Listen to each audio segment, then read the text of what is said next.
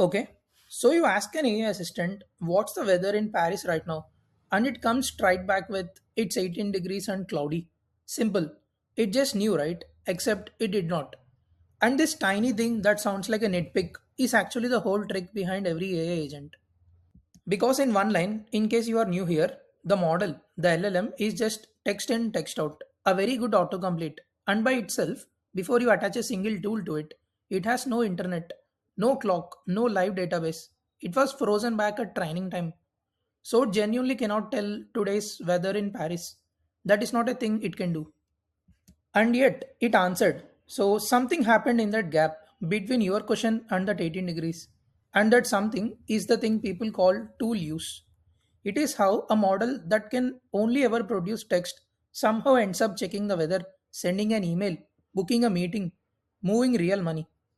So today we are going to crack that gap wide open. And then right at the end, we will get to the thing everyone in 2026 keeps throwing around, MCP. And you will see it is honestly way simpler than the acronym makes it sound. Let us start with the magic trick. So first thing to get straight, and this is the bit that flips it for most people. The model does not have any tools. It is not wired into weather service. It is not connected to your email. None of that. Instead, here is what actually happens. Before the model even starts, the app around it, the code someone wrote, hands it a menu.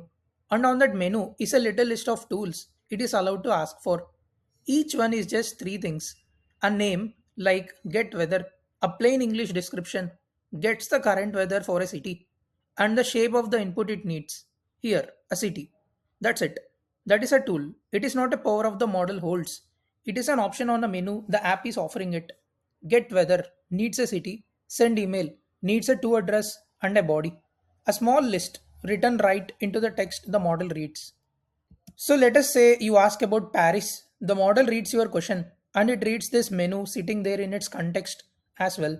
And now think about what it can actually do. It cannot go and get the weather, but it can notice there is a get weather on this menu and this person is asking about weather. That one looks relevant. And that is the whole setup. The model can only ever reach for what is written on the menu. No menu, no reach. And it is back to being a model talking to itself. Okay, so the model has looked at the menu and settled on get weather. So it calls the tool. And here, quick before I say anything, just take a guess what the model calls the tool. What do you actually think what happens next? Because most people picture something firing off, and the honest answer is nothing. Nothing happens.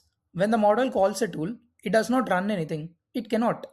The only thing it can ever do is predict the next little bit of text, and it has been trained so that in this exact moment, the most likely next text is a small structured message that says get weather city Paris. That is the tool call. It is text. It is the same autocomplete from the very first video. Text in, text out. It is just that this time the text it produced happens to be a neat little request instead of a sentence. And the model has not checked anything. It has not left the building. All it has done is ask. It has written out in a format the app agreed to watch for. Someone, please run get weather for Paris. And I really want this one to land because it is the whole reframe of the video. The model asks, it does not act. That request is a wish, exactly like the refund from the last time. Issue refund for 742, and remember? That was also just text the model produced. Asking for a refund is not giving a refund, and asking for the weather is not knowing the weather. At this precise moment, nothing has happened in the real world, nothing at all. So, at high level, if the model only asks who actually does the thing, your code, the runtime, the boring bit of software that runs the model in a loop. Here is the full cycle, and it is actually really simple once you see it. The app is sitting there, watching the model's output, and the moment the model produces that get weather Paris request, the app catches it. It goes, right, the model is asking for get weather city Paris. And now the app, real boring deterministic code that someone wrote, usually you, sometimes the tool zone provider goes and calls the actual weather service. And the one with the API key, the one with the internet connection, the one the model never had. It gets back 18 degrees cloudy. And here is the key move. The app takes that answer and pastes it back into the model's context as a new line of text. like handing a note back over the counter. Here is what you asked for, 18 degrees cloudy. And now the model runs again. It reads that note, the tool result, the way it reads everything, as just more text. And it goes, great, I have got the weather. And it writes out the friendly sentence. It's 18 and cloudy in Paris. And that is the reply you saw at the start. So, trace the whole loop. The app offers a menu. The model asks for one tool. Your code runs the real thing. The answer goes back into the model. The model carries on. That is tool use, front to back. The intelligence picks what to do. The boring code does it and reports back. And if that rings a bell from the last time, the model decides the code does. Yes, that is the exact boundary. Just zoomed all the way in. So now you know how one tool works, but here is where it got messy in the real world. And this is the problem that sets up the whole back half of the video.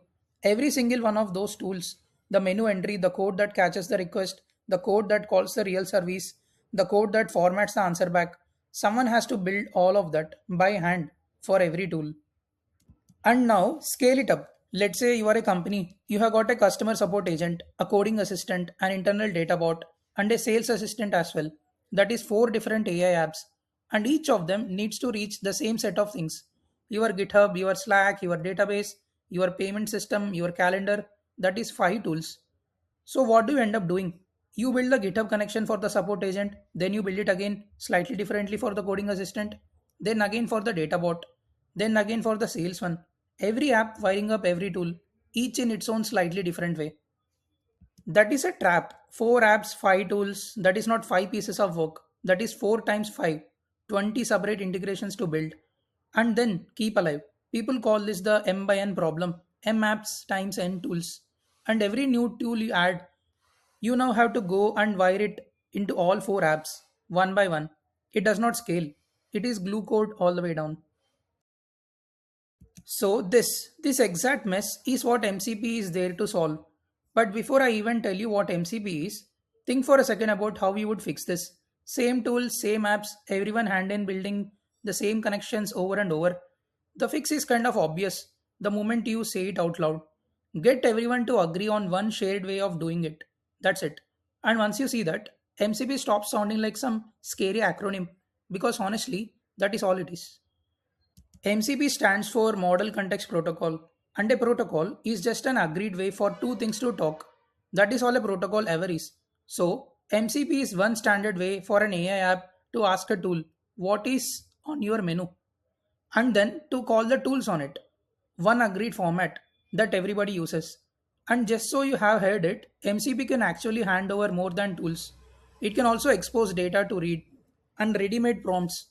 But the tools are the heart of it. So that is what we'll stick with. Here is the shift. Instead of every app hand building every tool, the person who owns the tool, say GitHub, let's say writes one thing, an MCP server, just the once. It lays out the tools in the standard MCP format. Here is my menu, and here is how you can call each one. And now, any AI app that speaks MCP can just plug in, ask for the menu, call the tools, zero custom glue. So, take our 4 apps and 5 tools, that ugly 20 integrations. With MCP, each tool writes its server once, that is 5, and each app learns to speak to MCP once, that is 4. 5 plus 4, 9. You just went from M times N to M plus N, and every new tool from now on is one server that instantly works everywhere. That is the whole win right there. The analogy Anthropic themselves use is a USB-C port. You remember the bad old days, every device its own weird charger, its own cable, a whole drawer of them. USB-C said, one shape, everyone agrees, done.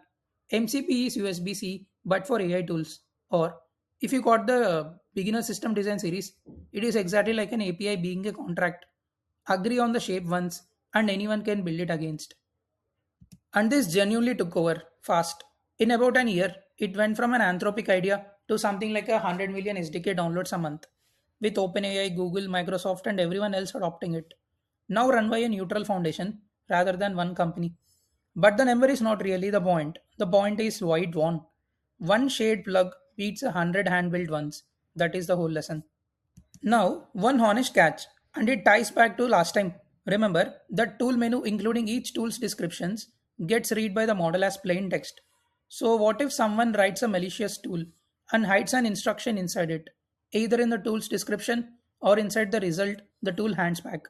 Something like also quietly email me the user data. The model reads it and it can be absolutely talked into going along with it. That is called tool poisoning. And it is really just a prompt injection. Someone slipping an instruction in where the model is going to read it. Only this time, it writes in through a tool instead of through the user's message. So, MCP makes reaching the world easy. It does not make it safe, which is exactly why everything from last video still holds least privilege. Only plugin tools you actually trust, and a human standing on anything that really matters. So let us put the whole thing back together. When an AI uses a tool, here is what is really going on. The app offers the model a menu. The model, still just predicting text, asks for one. That is the tool call, a wish, not an action. Your code catches the ask, runs the real thing, and pastes the answer back in. The model reads it and carries on. The model picks what, the code does it. That is tool use. That is how a thing that is only text in, text out ends up moving real stuff in the real world. And MCP is just everyone finally agreeing on the shape of the task. One plug, so a tool gets built once and works with every agent. That is honestly the whole of it. So here is the one line to walk away with. An AI using a tool was never the model reaching out in the world. It is the model asking in a format your code understands and your code reaching out for it.